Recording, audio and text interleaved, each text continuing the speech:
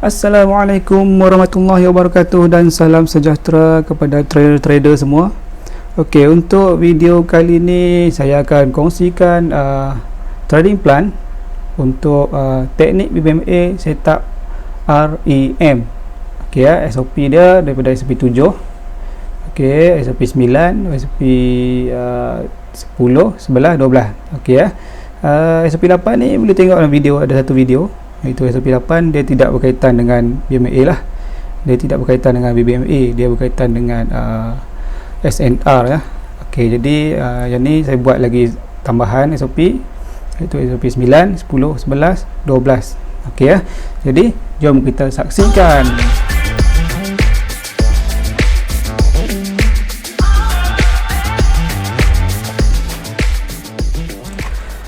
Assalamualaikum warahmatullahi wabarakatuh dan salam sejahtera.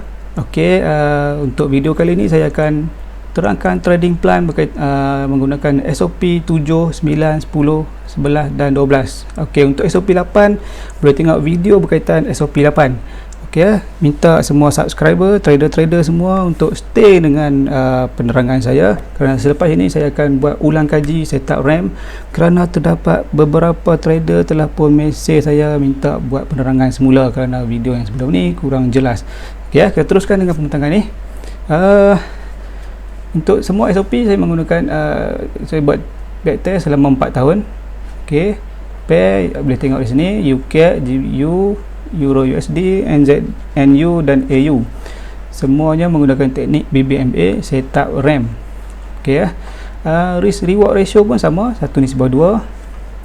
Okey, jumlah entry. Okey, dalam tempoh 4 tahun tu SOP 7 dapat 260 entry, SOP 9 250, SOP 10 220 entry, SOP 11 255 dan SOP 12 230 entry. Kesemuanya purata lebih kurang 50% lah, winning percent. Boleh tengok di sini SOP 7 dapat 45% saja winning percent.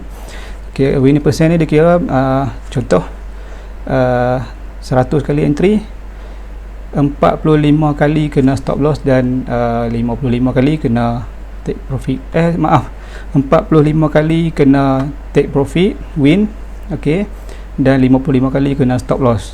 Tapi account masih boleh grow lah. Okey, seterusnya purata entry setahun 65, 62, 55, 63, 57. Entry yang paling lama lebih kurang 4 hari lah purata entry paling lama, iaitu sejak kita start kita entry tu nak kena TP ataupun stop loss memakan masa paling lama 4 hari. Okey, entry yang paling pendek 29 minit. Okey, 1 jam 45 minit, 35 minit dan 30 minit. Okey, loss in a row. Loss in a row ni ialah deretan stop loss. Okey, dalam tu dalam 200 kali entry tu ada yang kita kena 3 kali stop loss berturut-turut, lepas tu win balik, TP, stop loss, TP, stop loss, TP. Macam tu. Jadi yang paling banyak ialah 7 kali berturut-turut. Okey, yang SOP 9 8 kali, SOP 10 7 kali kena stop loss. Bukan 7 kali kena stop loss, terdapat 7, ada punya loss in the row tu dapat ada 7 kali kena stop loss. Itu maksimum yang pernah ditemui lah. Lepas tu SOP 11 dan SOP 11 9 kali dan 12 8 kali. Okey, 8 kali tu mungkin ada yang ada bukannya 8 kali je, total yang sederet stop loss tu 8 kali. Okey, purata jumlah entry setahun. Okey, purata jumlah entry setahun adalah 303 entry. Banyak tu. Okey, purata entry sebulan 8 kali. Maaf, ni salah ni. Sedikit pembetulan, bukannya 8 kali. Lebih kurang dalam 303 bahagi dengan 12, 3 lebih kurang 25 kali sebulan. purata entry sebulan 25 kali. Okey, risk reward ratio ialah 1:2. Saya cadangkanlah ambil risk 2% dan take profit 4% kerana setup ni banyak berlaku dalam setahun, iaitu 300 kali untuk semua pair. Ataupun anda juga boleh pilih 3 pair saja untuk trade dan kekal dengan menggunakan SOP tersebut. Okey, digalakkan menggunakan risk tidak lebih 5% dalam satu masa. Okey, contohnya boleh tengok sini sekiranya terdapat lebih daripada satu setup dalam satu masa, hendaklah membahagikan risk tersebut kepada okey, contoh malam ni kita online, kita tengok ada 3 pair yang setupnya serentak. Jadi kita jangan ambil risiko yang terlalu tinggi. Setiap pair tu kita ambil 5% setiap pair. Kalau 3 stop loss, 3 pair kena stop loss, kita akan rugi 15%. Kalau esok pun kita 3 kali stop loss, kita dah rugi tambah lagi jadi 30%. Jadi disebabkan jumlah purata entry setahun ni banyak, saya cadangkan ambil jangan lebih 5%. Mungkin boleh ambil kalau 3 pair serentak terdapat setup, bermakna ambil 2% ataupun 1 boleh 1% pair yang jadi kalau salah satu 3 kena stop loss, kita tak terlalu banyak. Tapi kalau dalam satu masa tu ada satu saja setup yang muncul, bolehlah masuk 5% terus dan TP 10%. Kena pandai uruskan kita punya money management supaya kita sentiasa loss tidak lebih 5%. Jadi ini apa yang saya kongsi ini sebenarnya adalah cara trading yang selamat. Kalau nak naikkan risiko, itu terpulang pada anda yang MC, bukan saya yang MC. Okey, apa yang saya cadangkan ini untuk trade dengan sekali deposit, berkali-kali withdraw, dan akaun tersebut boleh bertahan sehingga 3-4 tahun. Okey ya. Okey, kita jumpa video selepas ini. Saya akan terangkan berkaitan dengan SOP ini lagi sekali. Okey, kita teruskan video ni dengan SOP yang saya janjikan tadi. Okey, saya akan ulang kaji semula SOP. Okey, untuk setup RAM ni, okey, kita kena gunakan multi time frame, iaitu H4, H1 dan M15, ataupun boleh guna daily pun boleh. Daily mungkin H4 dan H1. Okey, jadi untuk yang SOP yang saya gunakan ni, saya gunakan di H4, M15 dan juga H1 ya. Okey, jadi untuk menentukan kita punya trend yang kita akan trade, iaitu trend besar lah, major trend kita H4 yang menentukan trend kita ya. Jadi macam boleh tengok di chart sebelah kiri sekali, ini adalah chart H4 sebelah kiri ni adalah chart H4. Okey, H4 H4 sama dengan REM. R ialah re-entry. Okey ya. Okey, H4 re-entry. Okey, yang pertama kita kena tentukan dulu kita punya trend.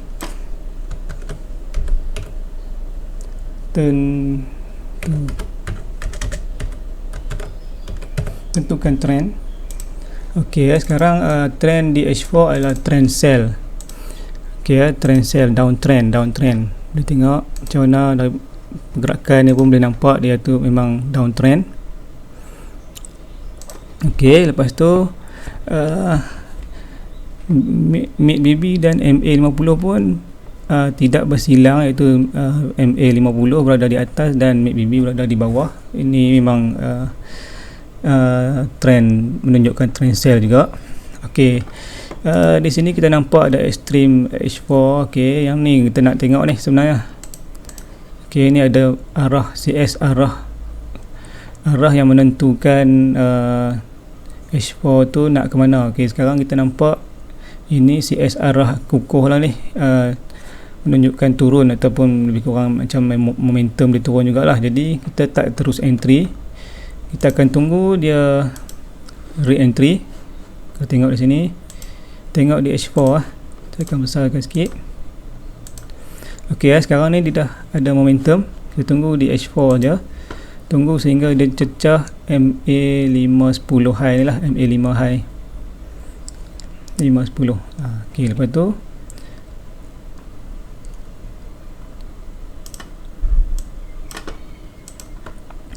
okey, tengok sekarang dia dah cecah pun, tapi kita tidak boleh masuk lagi kerana kita tak tahu ke mana dia akan reverse semula. Mungkin dia akan reverse di MA50 baru dia turun, ataupun dia touch MA10 ni dan terus dia turun. Kita tak pasti ya. Jadi kita tengok lagi, kita tunggu di H4, H1. Okey, H1 dah naik. Nampak dia dah retrace di MA50 H4. Kita tengok di H1 H1 kita akan tunggu dia berlakunya extreme. Okey, kita fokus kepada chart yang tengah H1 sama dengan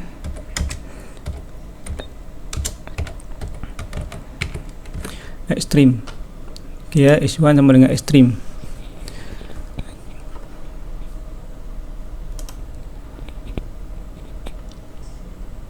Okey, boleh tengok ni MA5 high dah pun terkeluar daripada top BB.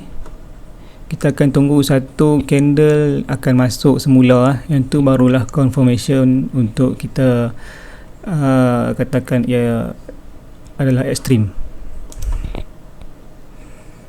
Okey, itu yang ni belum lagi ya. Yang ni belum lagi dikira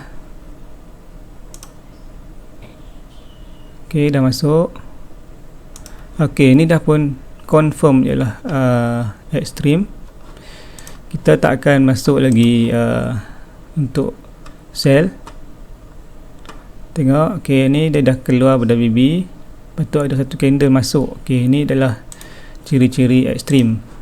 Okey, seterusnya kita akan tunggu di M15 pula. M15 mestilah M15 sama dengan MHV ataupun market hilang volume, ataupun kita kena tunggu setup lengkap lah.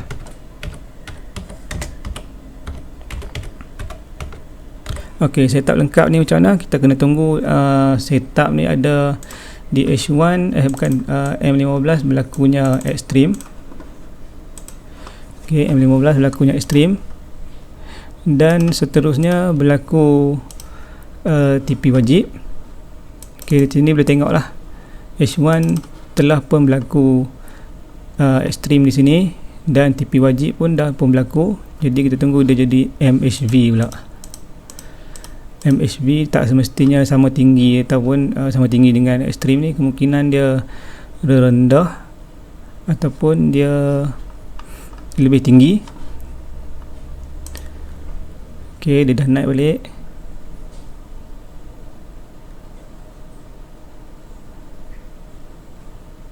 Okey, ni dah jadi MHB, mungkin dah jadi MHB ni. Dia tak mampu naik lagi. Boleh tengok di sini BB top dengan BB low BB mengecil. Okey, ni adalah tanda-tanda dia akan ada satu pergerakan yang besar lah. Pergerakan besar, tak pasti ke mana, naik ataupun turun. Jadi di sini dah pun ada MHV pun dah ada, CS arah kukuh, kita tunggu. Ni mungkin inilah MSB dan ini CS arah kukuh lah saya anggap. Okey, dia tak tinggi ni CS arah kukuh dah pun muncul. Jadi cara nak entry, kita boleh tunggu dia masuk di sini di MA5 high dia entry sini, ataupun kalau saya dah terlampau kecil tak jauh ni, okey, kita akan entry terus. Stop loss di atas lah, iaitu sebanyak stop loss di atas. Okey, lebih kurang di sini. Kadang-kadang top BB ni berada di kawasan ni berada di kawasan ni, jadi kita akan ambil atas daripada shadow. Tapi dalam case ni kita boleh tengok extreme dan top BB lebih tinggi daripada extreme, jadi saya akan entry di sini lah. Dia punya entry di sini dan stop loss di sini. Jadi jaraknya adalah 52 pip. Ambil 50 pip. Stop loss 50 pip, take profit 100 pip. Okey, risk yang kita ambil sebab yang ni saya single entry saja, kita ambil 5% terus. Tak ada tak ada pair lain. Kalau kita entry lebih daripada satu pair, kita kena bahagikan lah kita punya risk tu. Okey, boleh tengok stop loss dah ada, take profit pun dah ada. Jadi kita teruskan perjalanan. Okey, boleh tengok dah mula turun.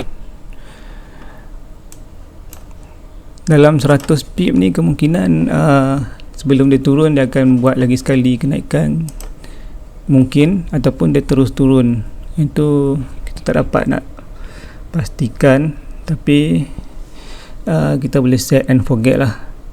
Okey, jangan takut di sini berlakunya ekstrim, tetapi H4 masih lagi kuat untuk sell . Okey, dia naik balik dan turun.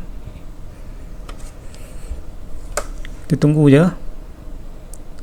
Okey, dalam keadaan macam ni saya cadangkan kita dah set risk semua. Baik jangan tengok chart, kita mungkin akan rasa takut sikit kalau kita tengok. Okey, sekarang dah pun TP. Okey, ini dah setup untuk sell.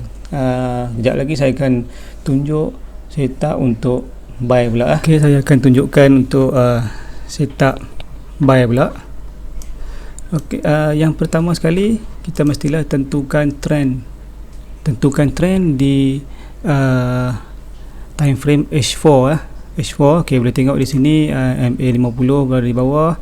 Di sini berlaku persilangan mid BB. Candle pun berada di atas, jadi ini memang menunjukkan trend buy lah, trend menaik. Jadi dah berlakunya candle momentum, re-entry, momentum lagi, re-entry. Okey, ni untuk sekarang ni kita nak tengok dia berlaku ekstrim ya di H1. Kalau H4 dah pun berlaku re-entry, iaitu dia dah kembali ke candle MA5 low. Okey, kita tengok sini momentum re-entry di sini, tapi kita tidak akan masuk buy lagi. Kita tunggu confirmation yang kedua, iaitu H1 kita fokus di chart yang tengah. Okey, di sini boleh tengok di sini candle dah pun turun. Okey, di sini boleh tengok dah pun berlaku ekstrim ya. Candle dah keluar. Okey, ekstrim. Sekejap lah. Okey, boleh tengok kita nak confirm, kita mesti kena tunggu candle tu close ya. Jangan candle yang tengah aktif macam ni tak boleh confirm sebagai ekstrim lagi. Okey, sekarang dia dah close, baru kita boleh confirm kita yang tu ialah ekstrim. Okey, sekarang dah berlaku ekstrim. dan tunggu MHV ya, MHV di M15. Okey, di M15 kita fokus di chart belah kanan pula M15 dia mestilah selari ya. Kalau di sini kita tengok re-entry buy di H4, di H1 extreme buy, dan di M15 mesti berlaku extreme dan MHV saya tak lengkap untuk buy. Jangan terbalik ya, jangan terbalik. Kadang-kadang ada orang dia confused, dia masuk juga, dia masuk sell sebab dia nampak ada berlaku extreme dan saya tak lengkap sell, tapi sebenarnya kita fokus untuk buy saja. Okey, sekarang extreme M15 dah ada. Lepas tu MHV. Okey, dah berlaku MHV ni, boleh tengok. Okey, extreme tepi wajib. Tunggu MHV, market hilang volume. Okey, MHV, tunggu CS arah kukuh dan kita akan re-entry. Ni MHV dah berlaku lah.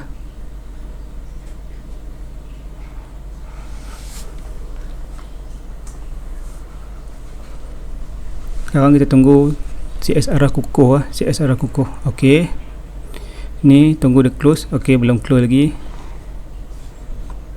Tunggu CS arah kukuh untuk buy ya. Belum lagi.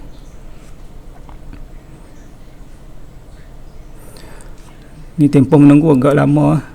Dah berapa jam ni, dah 4 batang lah, belum lagi CS arah kukuh. Okey, mungkin dia berlaku MHV yang berlaku MHV tinggi juga di sini ya.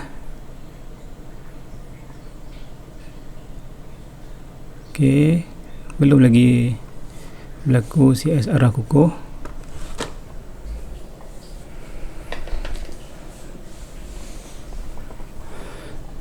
M15 lah, ni dah berapa jam lah kita tunggu. Kalau real trade, kita real trade lah.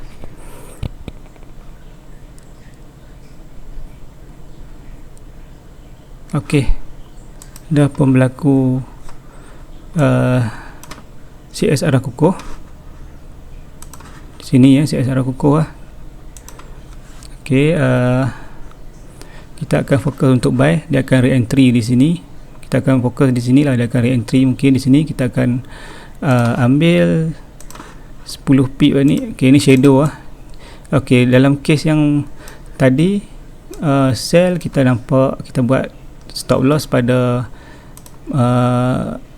di M15, kita buat stop loss di Bollinger Band lah. Sekarang Bollinger Band berada di bawah, jadi shadow ni berada di atas, berada jauh dengan shadow ni berada jauh dengan Bollinger Band. Jadi kita akan ambil 10 pip daripada shadow ni, 10 pip, 5 ke 10 lah. Saya ambil dalam 10 pip lah.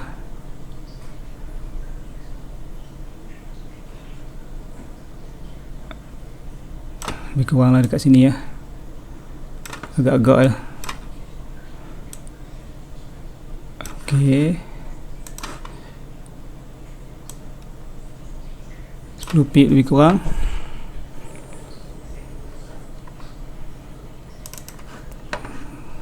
Jadi kita punya stop loss dari sini, kita entry ke sini. Jadi kita punya stop loss ialah 20 pip. Stop loss kita 20 pip dan take profit kita ialah 2 kali ganda, itu 40 pip. Kita boleh juga tunggu dia sentuh MA510 low ni, tapi kemungkinan dia tak sentuh tu ada. Kita cuma entry lah kalau tak boleh menunggu lagi. Buy. Tak sampai. Sekali lagi,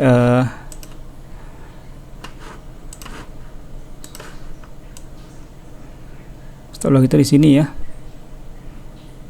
Letak. Tunggu.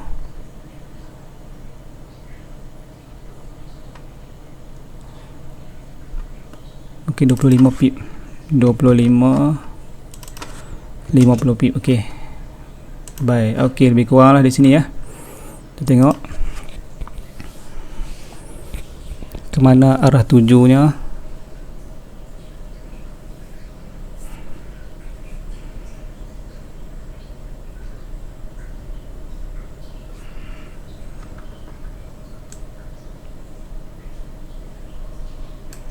ok, dah mula naik.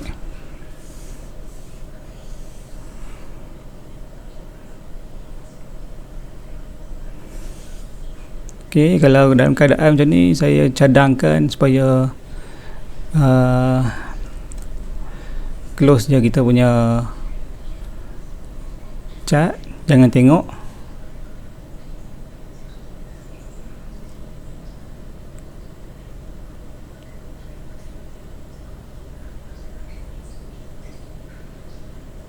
ok, tengok di H4 apa dah berlaku.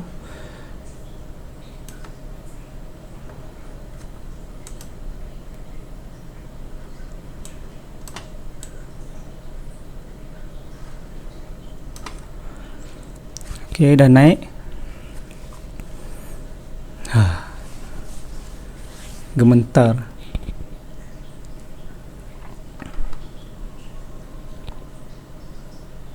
ok, H4 dah close di sini, boleh tengok dia dah jadi dia dah close ni, kemungkinan besar dia akan naik lagi lah.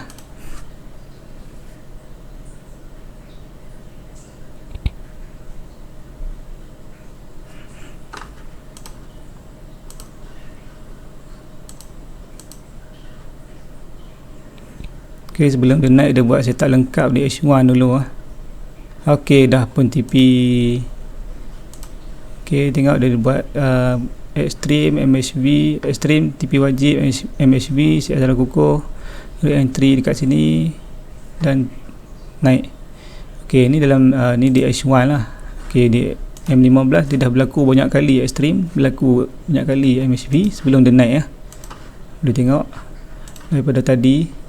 Jadi kalau kita kerap tengok kita punya chart, mungkin kita akan keliru lah kat mana kita nak TP sebenarnya. Kalau tengok kat M15 ni dah berapa kali dah jadi extreme MHV sebelum dia naik. Tapi kalau kat H4 kita tengok tak ada apa-apa pun, cuma re-entry saja. ok, itu saja perkongsian saya kali ini. Sekiranya anda rasakan channel ini bermanfaat kepada anda, saya cadangkan share dengan kawan-kawan, subscribe dan tekan like dan button loceng untuk dapatkan info-info baru yang terkini saya upload di masa akan datang. ok, itu saja, sekian, terima kasih.